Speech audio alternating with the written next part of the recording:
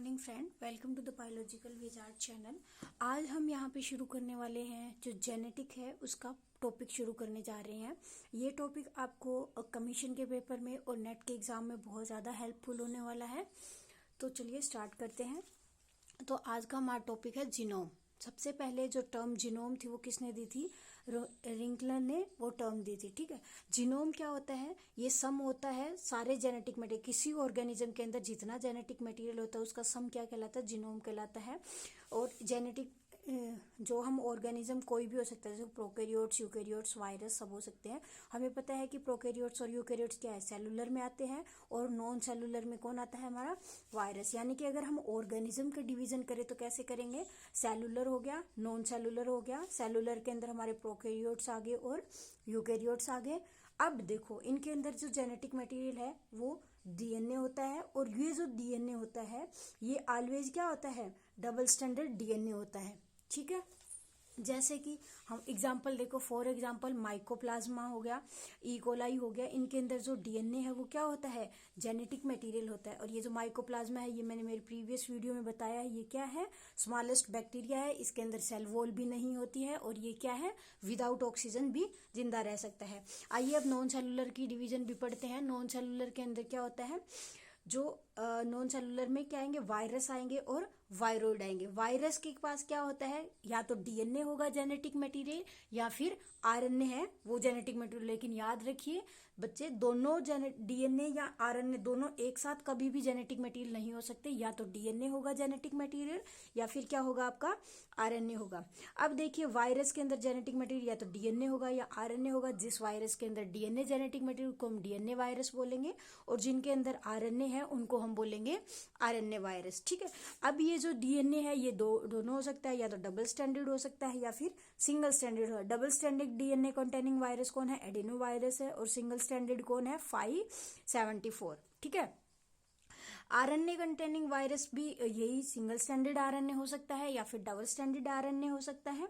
ठीक है, अब यहाँ पे आप इनके एग्जाम्पल याद रखोगे, जैसे एचआईवी हो गया, पोलियो वायरस हो गया। ठीक है, लेकिन एक चीज हमें ध्यान रखनी है कि दोनों डीएनए और आरएनए एक साथ कभी भी जेनेटिक मटेरियल नहीं हो सकते। आपका जेनेटिक मटेरियल या तो डीएनए होगा या फिर आरएनए होगा। ठीक है, अब देखो वायरोइड क्या होते हैं? वायरोइड में क्या होगा? सिर्फ जेनेटिक मटेरियल होता है। हमें पता है प्रोटीन की कोटिंग जो है वो नहीं होती है। वायरस और वायरोइड में क्या डिफरेंस है ये चीज आपको पता होनी चाहिए। ठीक है, अब देखो इनमें जेनेटिक मटेरियल जो है वो हमेशा आरएनए होगा, और ये RNA always single standard RNA होगा। ठीक है, इतनी क्लियर हो गया इतनी चीज।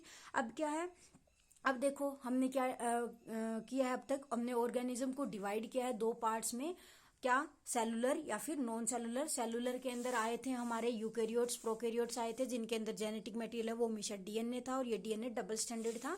और नॉन सेलुलर में हमने पढ़ा वायरस और वायरोइड। वायरस के अंदर जो जेनेटिक मटेरियल है वो डीएनए या आरएनए दोनों हो सकते हैं, और ये सिंगल स्टैंडर्ड या डबल स्टैंडर्ड हो सकते हैं। आपको इनके एक एक एग्जाम्पल्स जो है वो ध्यान रखना है।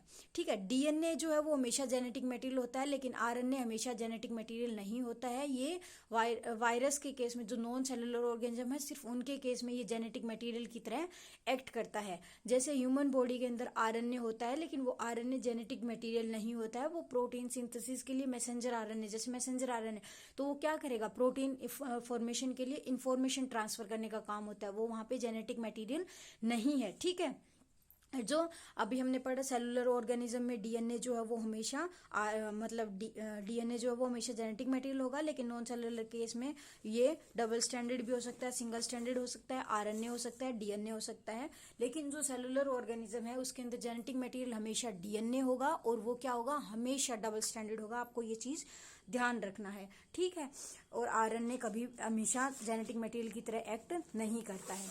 नेक्स्ट जो है वो हमारा पढ़ते हैं हम प्रोकैरियोट्स और यूकैरियोट्स क्या होते हैं। सबसे पहले हमें ये पता होना चाहिए। ठीक है, अब देखो प्रोकैरियोट्स और यूकैरियोट्स में क्या चीजें हैं। देखो प्रोकैरियोट्स में क्या है कि इनके अंदर जो जेनेटिक मटेरियल है वो क्या होगा? सम होगा सारे क्रोमोसोम्स का और प्लस प्लाज्मिड का सम लेके चलते हैं हम।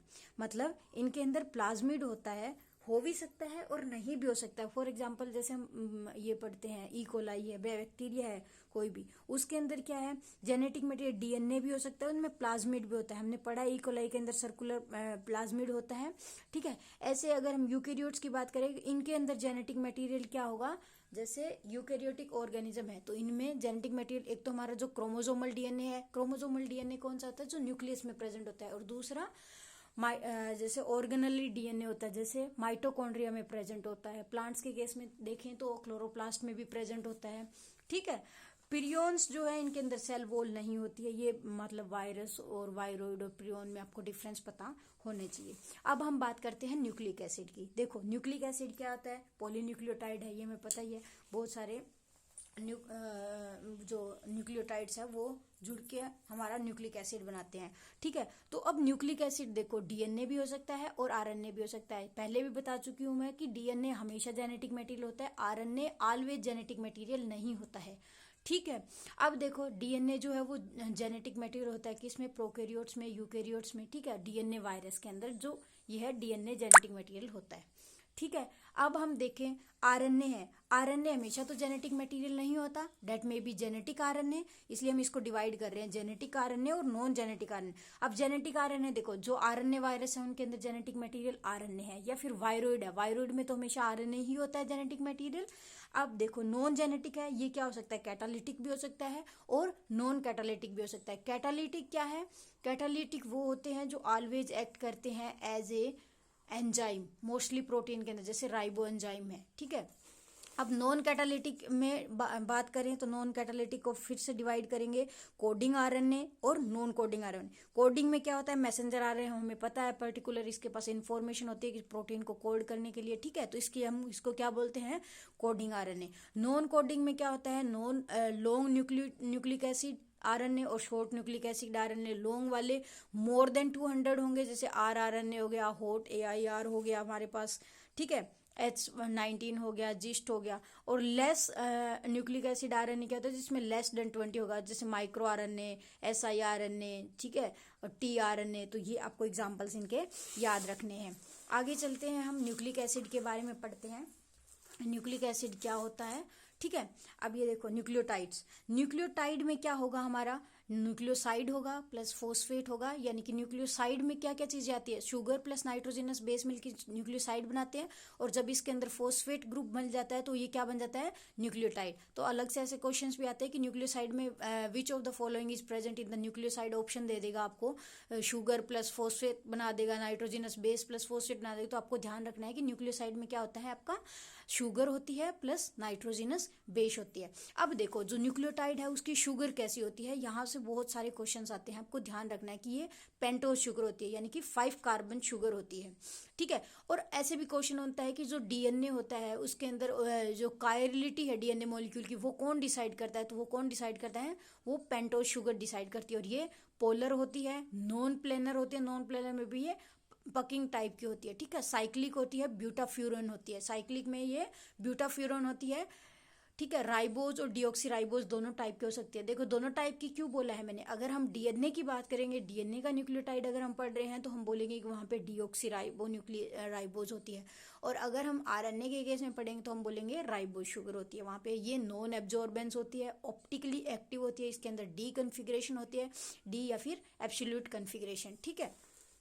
अब ये तो आपको पता ही होना चाहिए, मोनोसेक्राइड में मिनिमम कितने कार्बन होते हैं, मैक्सिमम कितने कार्बन होते हैं।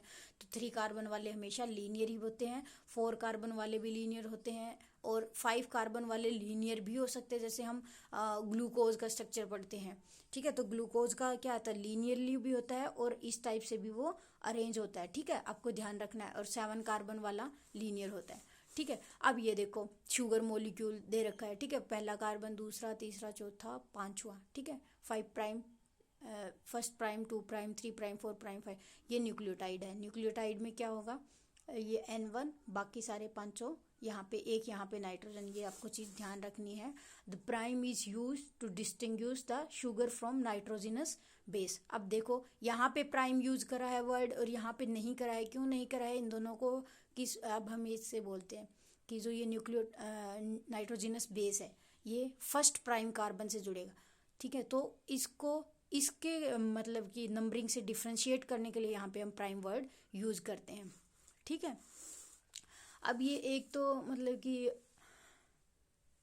फॉर्म होती है, अल्फा एनोमोलिक फॉर्म बोलते हैं, बीटा एनोमोलिक फॉर्म बोलते हैं शुगर की। तो ये क्या होती है, देखो फर्स्ट प्राइम कार्बन से डिफरेंस आएगा। अगर OH ग्रुप हमारा नीचे की साइड है तो हम इसको बोलेंगे अल्फा एनोमिक, और अगर ऊपर की साइड है OH ग्रुप तो हम इसको बोलेंगे बीटा एनोमिक। और आपको ये ध्यान रखनी है कि DNA और RNA के अंदर जो शुगर होती है वो कौन सी होती है, हमारी बीटा एनोमोलिक शुगर होती है। इज इट क्लियर है इतनी चीजें आपको?